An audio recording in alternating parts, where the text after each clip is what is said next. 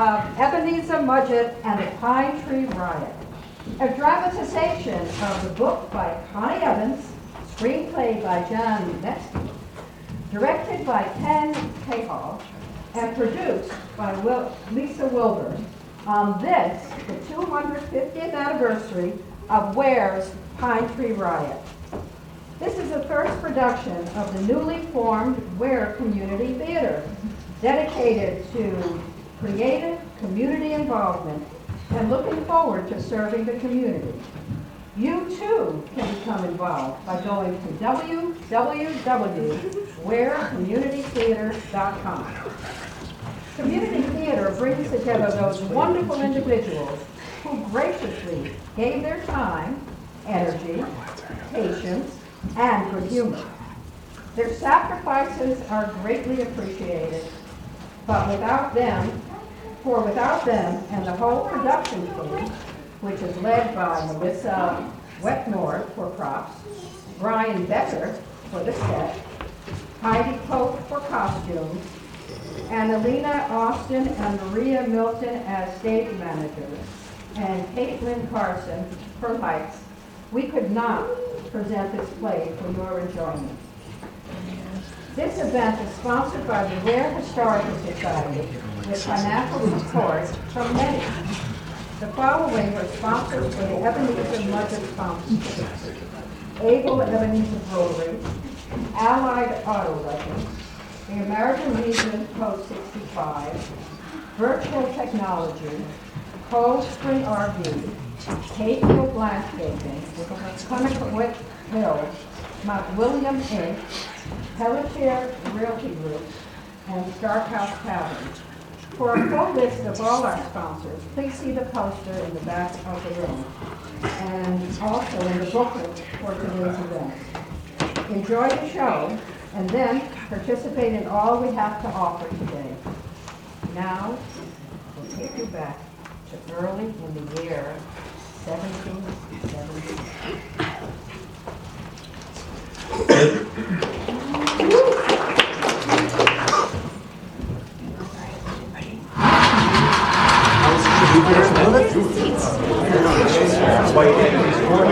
We're so nervous. Can't believe we're never get out of control. Bailiff! The Superior Court in Amherst, New Hampshire was stifling on that September day in 1772. We have been waiting months to hear the verdict of the men from Ware, New Hampshire, who had dared to attack and humiliate me, the good Sheriff Whiting. Are you kidding me? Bailiff! Anno Regni Regis Georgi Terti. God save the king. God save the king. The king.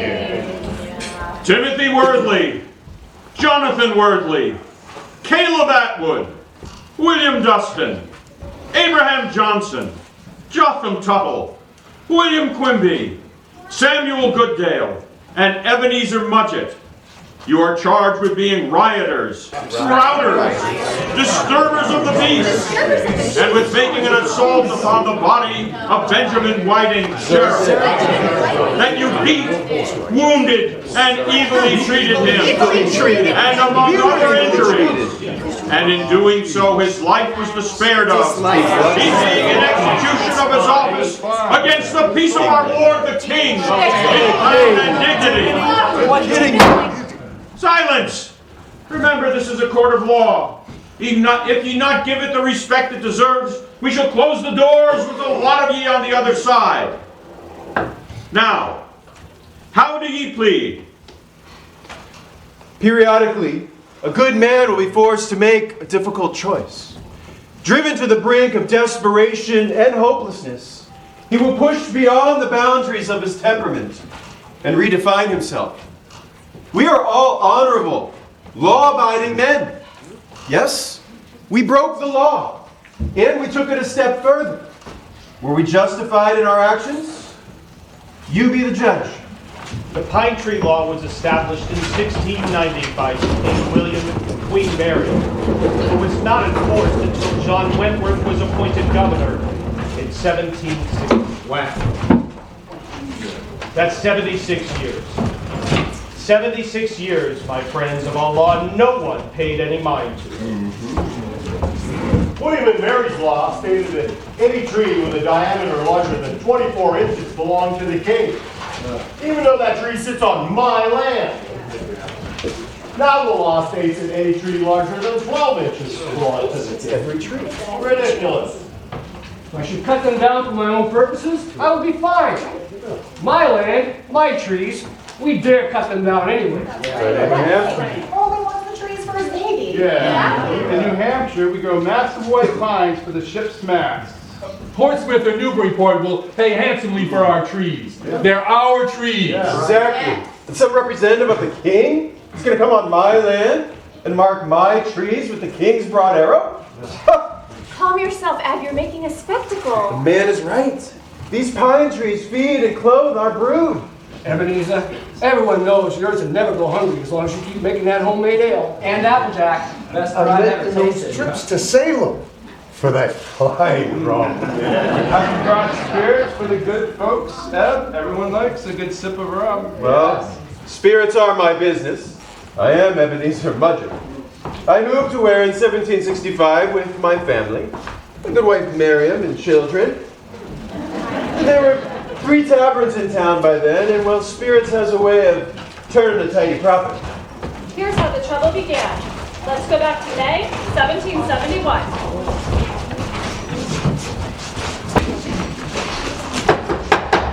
Morning, friend. Look, here's a sack of beans with all the kids that you had.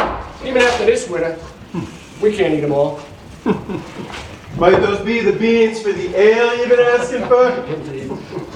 Soon the two were stretched out, leaning up against the fence, enjoying the sunshine and passing the bottle between them. So Jonathan said to William the other day, "Why would I steal your axe?" As Abraham laid out another one of his detailed yarns, the two heard the sound of approaching riders. The sound made Ebenezer Mudgett's stomach drop. He knew exactly who they were and the purpose of their visit. Well, friend, it seems like the governor's men have sniffed out your trees. I am Deputy John Sherburne. Per order of the Crown, we're here to carve the royal broad arrow into your fast-worthy trees, sir. The crown. The crown be damned. You can tell the crown. Eb, don't say another word.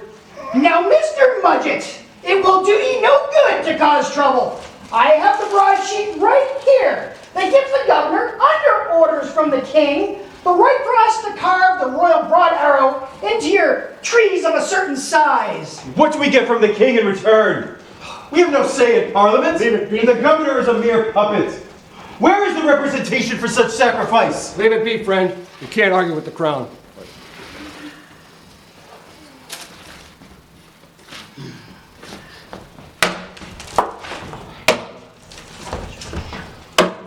So Sherburne and his men put the king's broad arrow mark on Ebenezer's trees and on many trees throughout Ware and surrounding town.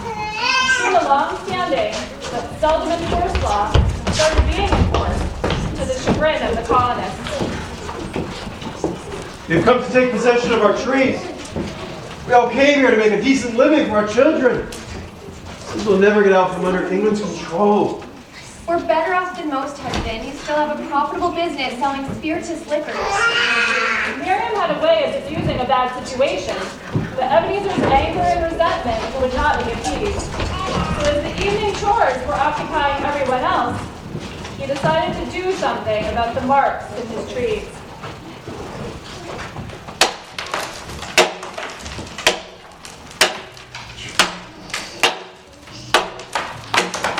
Later, he would deliver the trees to the sawmill where they waited.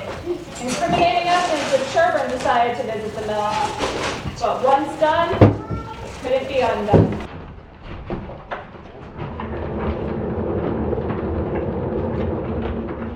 Rain quickly melted into summer and fall, and as the sun was over, fall eventually ended after an explosion of color to the deep, dark white. I'm Aaron Quimby. This here's my inn. The first inn in Ware, thank you very much. Folks come here to grab a pint and to talk. Folks, Don't hear much of the world beyond these woods. But Eb has. Hey, Eb. Hey, Eb's come here on this blustery January day to check on my rum supply and give us his usual news about what's happening in the world outside of Ware. But he seems a bit quiet today. Must be letting this blustery newcomer have his say. Wait a minute. Are you saying we don't have a claim on our own trees? I have big plans for my trees. I ain't about to give them to King Georgie on the other side of the ocean. Besides, let him come himself. See if he can whip him out of the ground. Samuel, I'm telling you, that Governor Wentworth is serious. Look at this here broadsheet. Look, Samuel. Seems like His Majesty has given the governor a new title. Governor Wentworth is Surveyor of the King's Woods. That weasel Wentworth sent his deputies out sniffing around a while back, cutting foolish marks on our trees, and demanding we pay the license for the rest of them. That's right. And he ain't too friendly about it either. Samuel, you do have to get that license before clearing or building anything. You could be arrested and fined if you don't. I cannot understand. Taking a man's property right out from under him. King's broad arrow. That looks more like a crow's foot to me. Wentworth just wants the attention of the king, and he wouldn't mind a few extra coins in his own pocket. We all know that he hopes to find violations of despicable law. We need our pines. That's right. How can we make planks to build our houses? We have to build barns, meeting houses, and bridges. Like many settlers in New Hampshire, the more famous Stamp Act was of little concern to the Ware family. However, the Pine Tree Act was more than a disturbance. It was like a noose cutting into their livelihood and strangling their opportunities for a foothold in the community. What's he want with all those trees anyways? Well, it takes a lot of trees to build one ship, Samuel. That's why he's got his deputies like that John Sherber. That runt Sherman, he's got that high funny voice. You remember that? He came out to your place last May. That's right. Yes, Sherman. He's like an annoying mosquito, whining around your head. Yeah, but it's Sheriff Whiting you want to watch out for. I've heard stories. If Sherman's a mosquito, Whiting's a hornet, and he can sting. And he's got the blessing of the governor to support him. No more, Mr. Quimby. I need to go. Don't chop down anything, Samuel. They're bound to be here poking around. In the meantime, we're fixing to go to Salem for some bartering. You're welcome to join us. I'll have some room on my pung for your goods if you want to go. Yeah, we're meeting on the South Road at Clement's Mill as soon as the sun comes up. I suppose I could trade my beaver skins. Yeah, I say we tar and feather Wentworth and Sherman. I say we send them bound and gagged up to Quebec. Let their French out. That's right. There you go. I am naked to a tree and pour molasses on their head. I agree, Timothy. But Ebenezer couldn't join in their blustering. He had not divulged that he'd already ignored the despicable law. Either Governor Wentworth or John Sherwood would be checking the mill for offending trees, and he could then go right to the mill, urge the log cutters to cut his trees post-haste. But he still had to keep his business running. So his mind turned to the impending journey to Salem. He had a good supply of his own ale, of course. However, the real attraction was the West Indies rum that he was getting to Salem. 30-gallon barrel to bring back the rum. The only way to supply the rum was to make several arduous journeys a year to a distillery in Salem, Massachusetts. Animal skins! Ah, yes, thank you. The trip took 2 weeks, and the weather in New Hampshire in January, as you know, was unpredictable. Butter, cheese, and grain. Great. Each farmer loaded his surplus products onto his pung, a box-like sled that made winter traveling easier. Flax, corn, grass. Despite the changeable conditions and long days of travel, the Ware farmers enjoyed making the trip to the market a community affair. A big frozen pot of porridge and a hatchet to cut away at it. Don't forget the mittens I made ya. I knitted them double. Should keep your hands warmer than the last year you had. Oh, and don't forget the calicos this time. Lord knows little Miriam's gonna need a new summer dress the way she's sprouting. I need a good bowl for bread baking, because Moses dropped my other end. don't forget the yarn and linen cloth. Don't forget the molasses Mother needs and my hair ribbon. I need ribbons too, Father. You promised me a hunting knife for the last trip. The sugared almonds, Father. The sugared almonds. And a whirly gig for me. And me. Don't worry, dear hearts. I've got it all written right here. Oh, Ebenezer, you aren't fooling me. I suspect, dear husband, you relish the escape from a household of 8 children. Watch that you don't spill out the barrels. Stop your fretting, wife. I'll be home before you know it.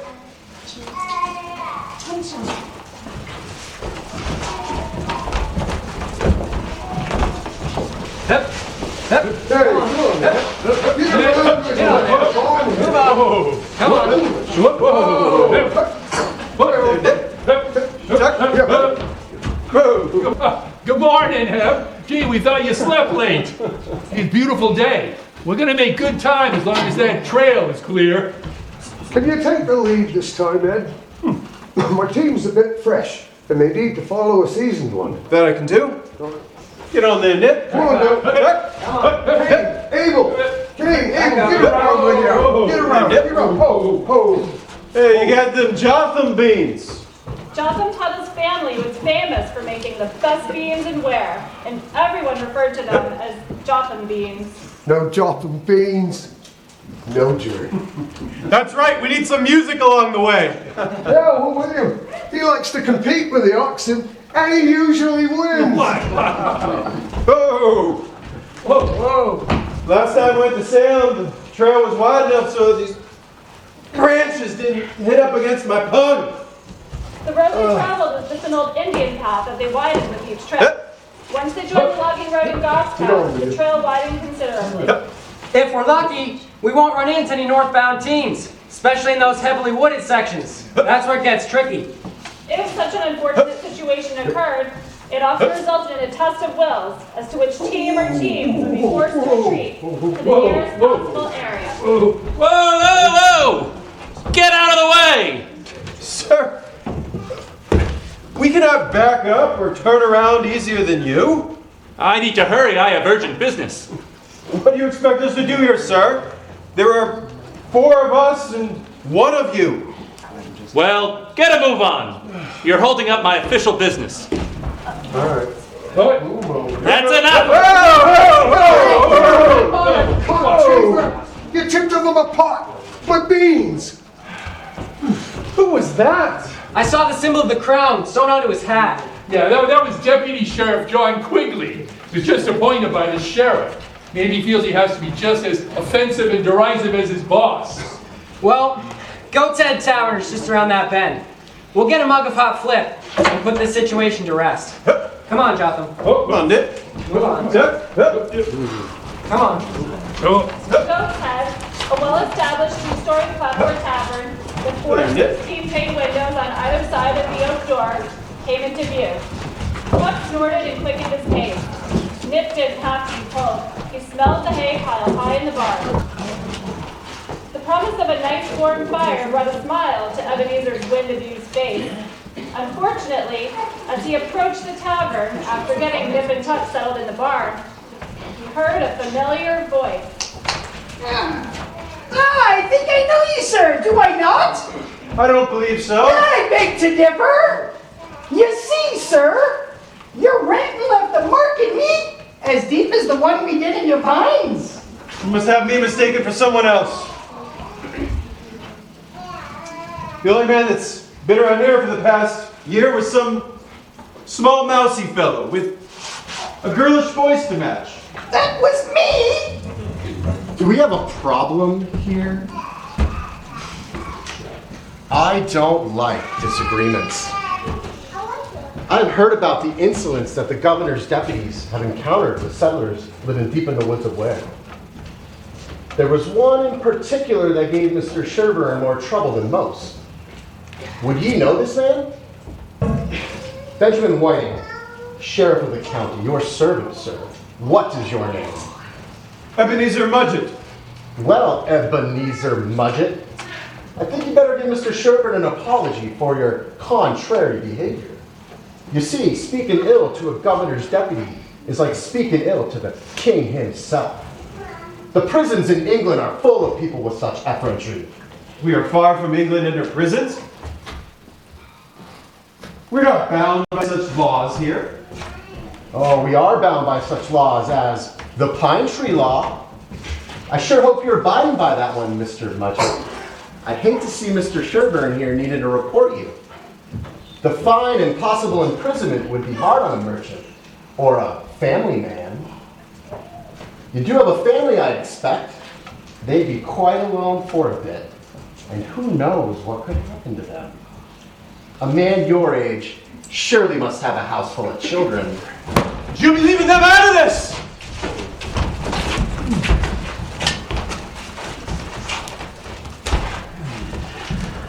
Your behavior is indeed very boorish, Mr. Mudgett.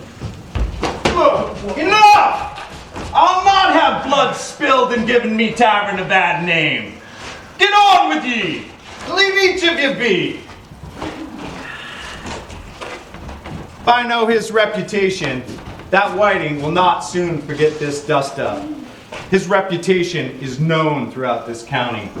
That man is just another reason to hate the crown. It's only a matter of time before that rat Sherburne shows up at the sawmill. King, Sherburne, now Quigley and Whiting will make it difficult for me to relax and enjoy my flip.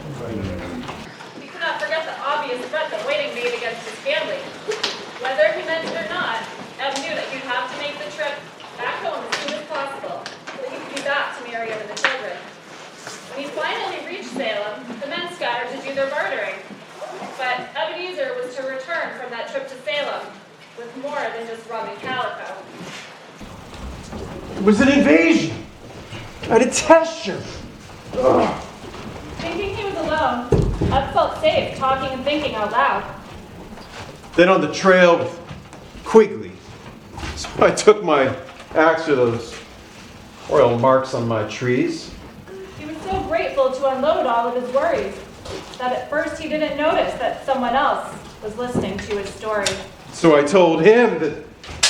You look as though you've traveled a great distance. Am I correct in assuming you're from the wilds of New Hampshire? You assume correctly, and I assume you are not?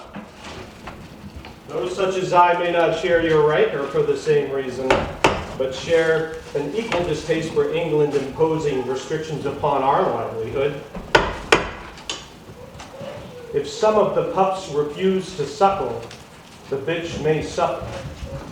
But she might bite them in return? Or worse, devour them?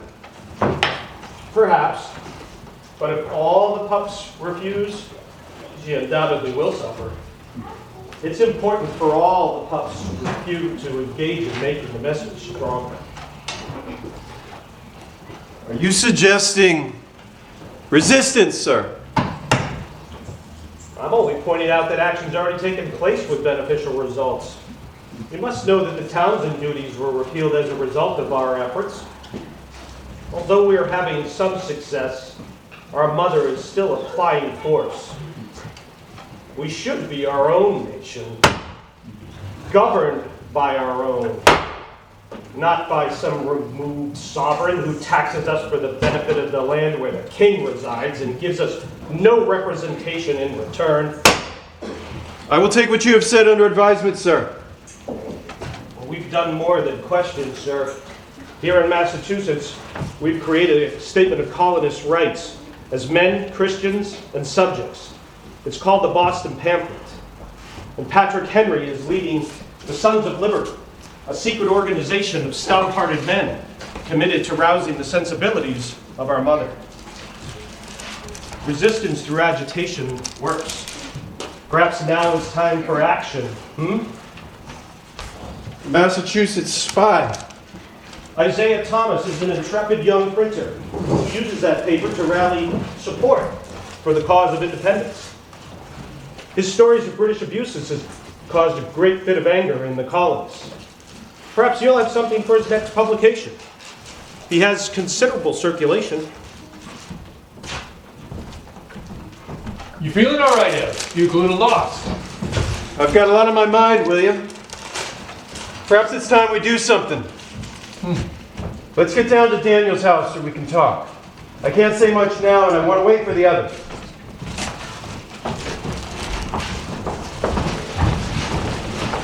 Daniel's house in Salem, Massachusetts, built back in 1667, was everyone's favorite destination for having back home. Mr. Samuel's reputation as an excellent cook was well known. But Ebenezer knew that a quartered British soldier could appear at any minute, so he had convinced Mr. Samuels to let them use the private dining quarters for their meal and the important conversation that they needed to have. Well, I don't know if Caleb's cheeks are getting redder frying the food or the one serving it. Hey, my cheeks aren't red. Oh, sure they're not now. We've been pushed around too long. You remember what happened at Goat's Head, and before that on the trail with Quigley? We've been subjected to the royal administrator's insults and abuses. Because of the king, we are slowly losing what we have worked so hard to build. And our families are going to suffer for it. Mother, tell Jesse's got pulled on a thread.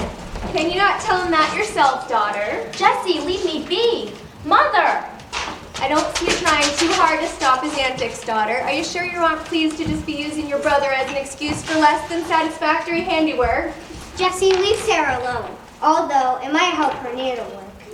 Mother, Jesse's impossible. You wee toad, you're not worth a button. Jesse's a wee toad, not worth the button. I'll get him. Mother, there's a man outside. He's asking if father was still gone. He isn't very friendly acting.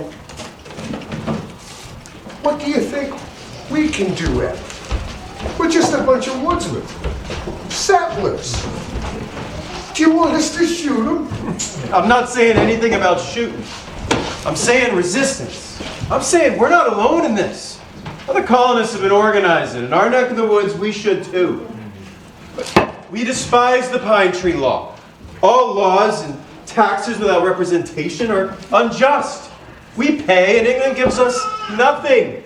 They just take from us. Yeah, you've known it for a long time. Why are you hot under the collar now? This has been uniting the people in their shared concerns.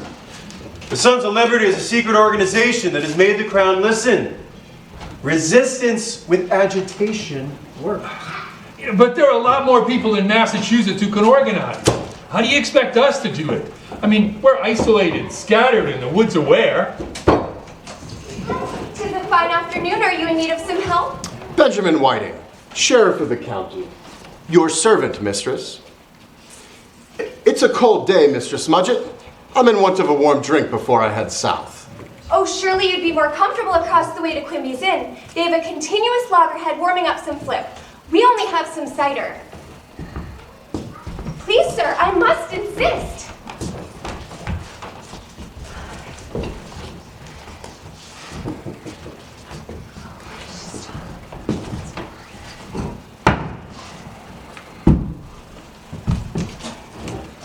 We continue to meet, share our concerns, and reach out to others. We will get stronger. We will grow. We have to be open to resist. Otherwise, our families aren't going to survive as the king puts more restrictions on us. What is it you want with us, sir? You mentioned cider, did you not? Certainly, 'twill only take a minute. It's already hot. Why is he here? Doesn't know Papa? Surely he's just tired and cold. He'll have his cider and be on his way. Ezra, did you finish bringing in the wood? We'll be back directly. I gotta leave everything down to the sawmill. I hacked out some of those blasted marks on my trees. What? I know it was foolish. I know it won't protect me. It could grant me a bigger fine. I could even go to prison. Now look, after I get them sawed, I need to hide them so they won't confiscate them and make me pay. Then I want to talk to Abraham and the others. Right. You're the one that warned me not to cut down my pines. And ye destroyed the king's broad arrow on them? Y'all are guilty.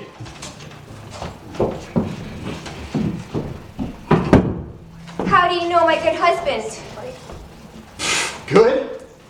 Mistress Mudgett, your husband threatened my very person. His insolence towards the king will not be tolerated. Surely you must be mistaken.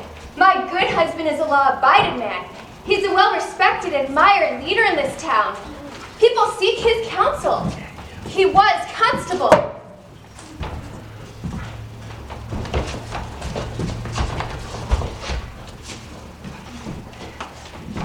Good day, children. Mistress Mudgett, be sure to tell Mr. Mudgett I came to call on you. Good day. You look mean. I wish Father was here. Well, I'm not going to let this interfere with my fun here. I'm going to spend the night at least in the next day, and then I'll go home. Sherburne's got a lot of little towns to cover. It'll take him plenty of time before he'll get to Ware. What do you guys think? Yeah, I mean, I see no hurry. I'm not saying we don't have to be careful about our logs, but I'm not rushing back while I still have business here. As far as resistance goes, Eb, I'm not sure what you mean by it, or what we could do. Me neither. We can't take on the British soldiers. I'm just saying, keep yourselves ready in case the situation presents itself. Keep your ears open and be ready to show support if needed. What do you mean by a situation presents itself? I don't know, William. Just wait and stay ready. Mother, what was that all about? Do you think Father's all right? He frightened me, Mother. Oh, no need to fret. Surely Father's fine. The sheriff would have said otherwise. Well, Sheriff Whiting spent the evening across from Ebenezer's house at Quigley's Inn, smiling like a man who had accomplished his mission. The men of Ware ate the rest of their meal in an uncomfortable silence. And the next morning, Ebenezer set off for home, alone.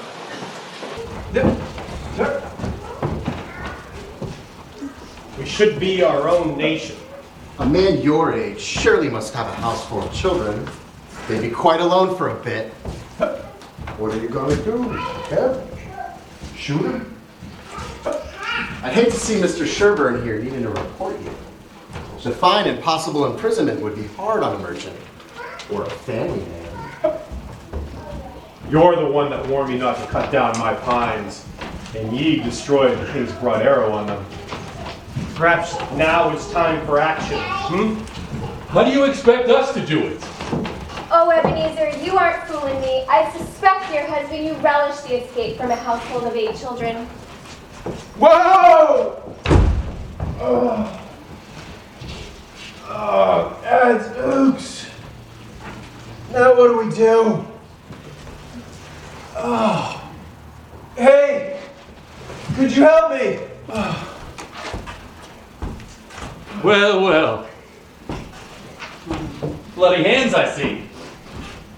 A man with bloody hands must have been up to nothing good. I believe we met on this same road less than a fortnight ago. You got yourself a nice bit of rum here, looks like. You could just help me back up on my seat. The thing is, I'm just very thirsty. This long ride has dried my throat. Hey, leave that be! Hey, I've got people waiting for that drink. Oh, I demand payment for that rum. Oh.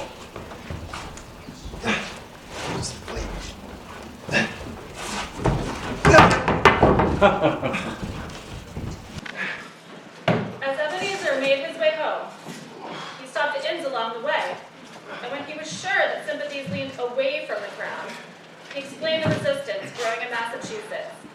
It became clear that all the sawmills in the area held unlawful timber. The more they talked, the more he learned that the anger against the greedy king and men like Sherburne, Whiting, and Quigley was growing stronger. Ebenezer is but 50 rods from receiving a grand homecoming win. Hey, neighbor, did you lose the rest of your party? Timothy, hello. The men will be by in a day or so. Caleb's working hard to get you a fine price for your leathers. Are you feeling well? Looks like you met a bear on the trail. You can say that and not lie. Timothy, I need you to help me spread the word. We need to have a meeting. Sure, Brian, I can let it be known. Sounds direful. What should I say? Just say justice. It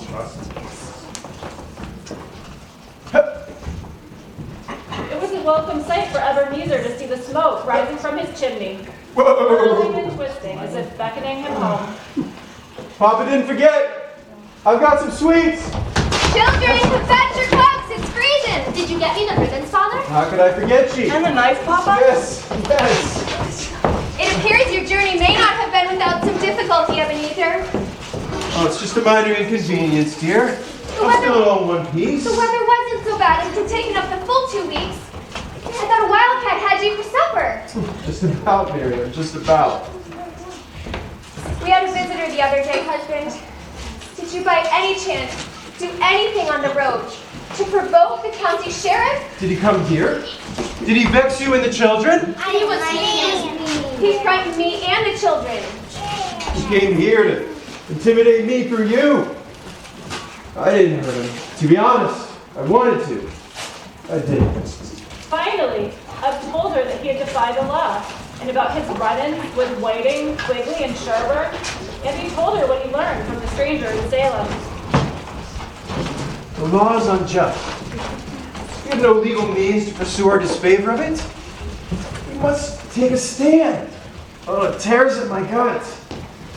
Oh, I know you well, husband. You will make the right decision on how to handle this. That is my perplexity. There is no right to this wrong.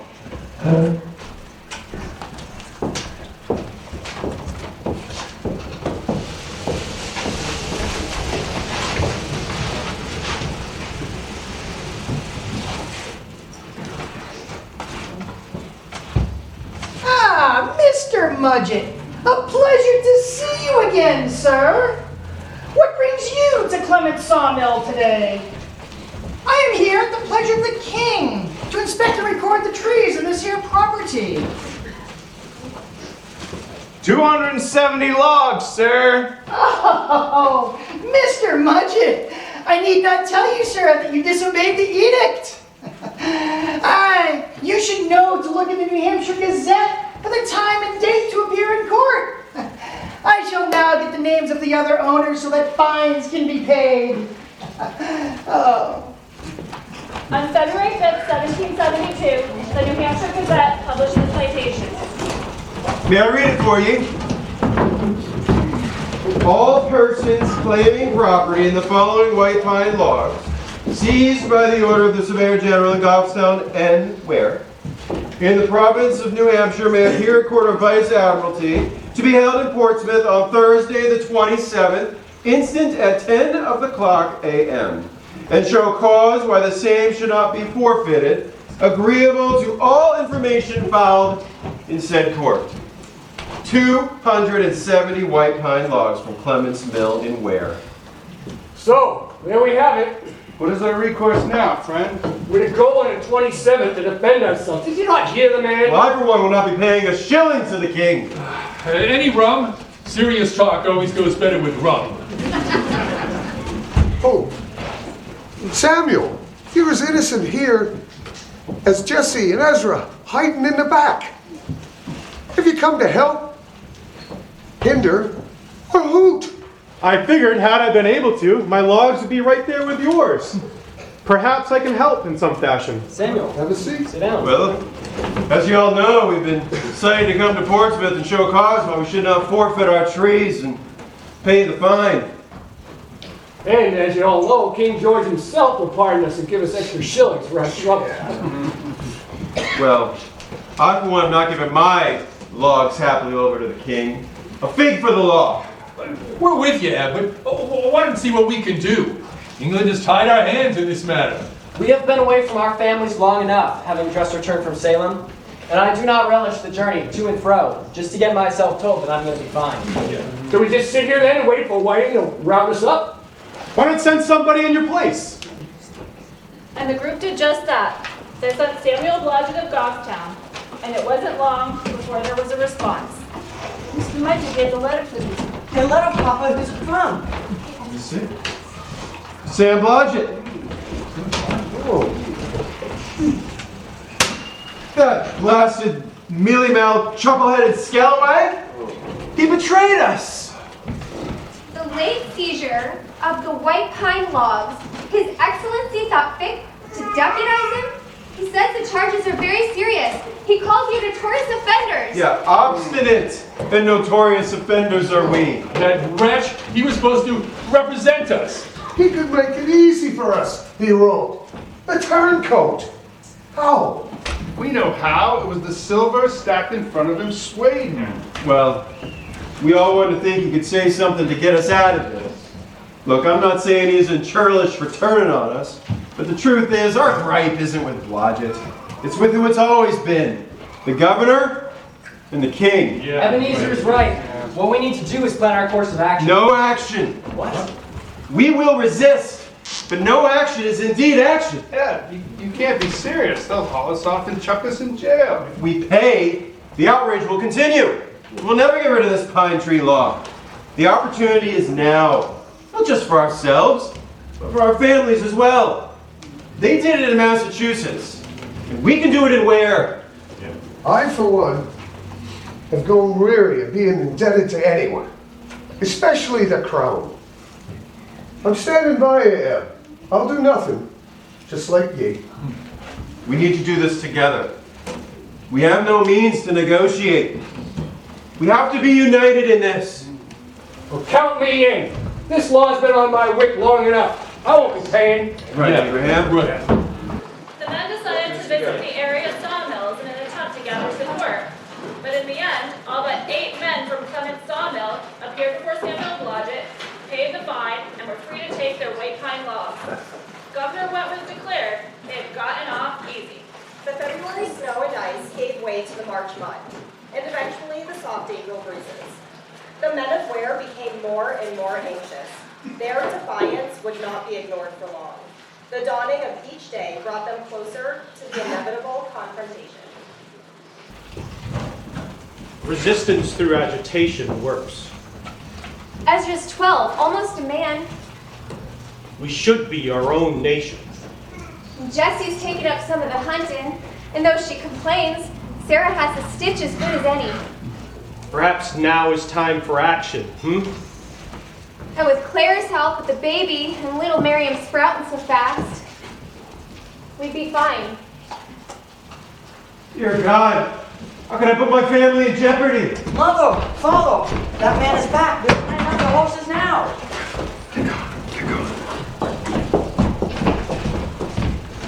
I am besought with a vision of a family of mice startled by a predator, scurrying around in circles, uncertain where to hide. Sir, I have in my hand a warrant for your arrest. Ye have most egregiously disobeyed our majesty. King George! You are to bid your family farewell and come with us. It is late. We will not make the journey by nightfall. I have the right to post bail, do I not? I will gather the money tonight and meet you in the morrow with the bail. Told you to be ready to leave for Ware by noon. It is out of my liberal generosity that I shall agree to your proposal. Mark my word, I expect to see the entire bail as listed in this warrant, sir. We shall meet you at Quimby's Inn. Word about waiting visits spread quickly. Soon the men of Ware crowded to Mudgett's house once more. I have bail I can give. Me too. No. I'm done with it all. I will pay the bail and suffer the fate in due time. Go home to your families and tell them about this matter. I will surrender and pay the consequences. Fred, look, you have disappointed us. What's the matter with you? Well, where's the fearless man who encouraged us to resist and said he would not pay 1 shilling? Are you forgetting the injustice of the pine tree law and the king's control over our livelihood? That's correct. You told us to bide our time. A chance would present itself. Well then, it doesn't get any better than this. Look around you, Ebenezer. We're not turning our backs on you. We come to lend you support. Well, if you are indeed with me, then the choice is made. King George will soon realize that the good people of Ware, New Hampshire will not tolerate his oppression any longer. Now be advised. This is tyranny. This is treason as well. We are going up against the crown. But we send a like-minded message to colonists everywhere. Our defiance is not a win. Our defiance is the result of an unjust law that has been repugnant from the start. And whatever we choose to do must be scandalous enough to hasten its gossip through the other towns. The more flagrant the act, the wider it will spread. They call us notorious offenders. So we shall do something notorious!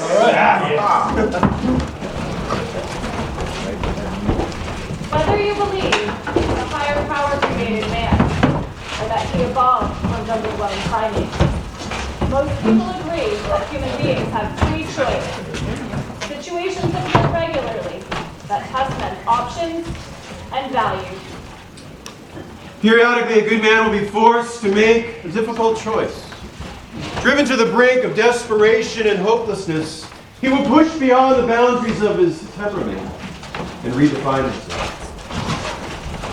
Just before dawn, on April 14, 1772, Ebenezer stood outside Sydney's Inn, trembling slightly from the cold air and anticipation. The plan was to put the inn at sunrise, take Sheriff Ben Whiting and his deputy John Quigley by surprise. The sheriff was lost in a deep and satisfying sleep when 10 men charged into the room, his held high. Whiting grabbed for his pistol, but they were wrenched from his hand. Whiting shouted, You'll regret this. I'm the sheriff of this county. You will not get away with this. Was it bail you wanted? Then here it is!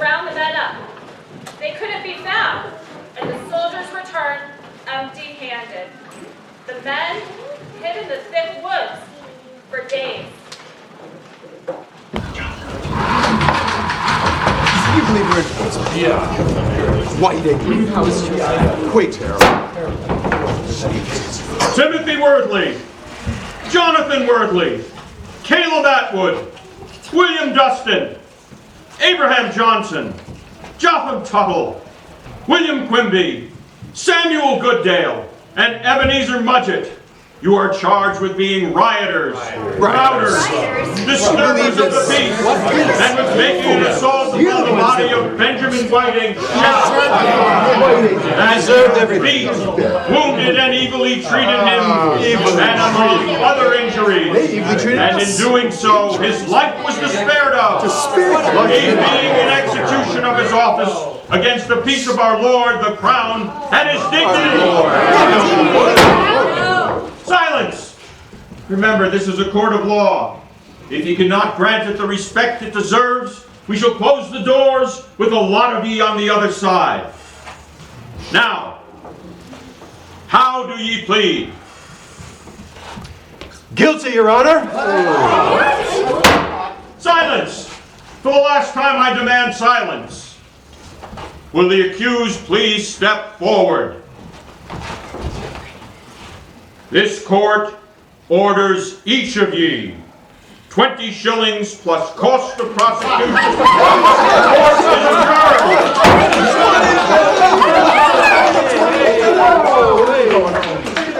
Well, husband, let us get home. The others will be most pleased to hear this news.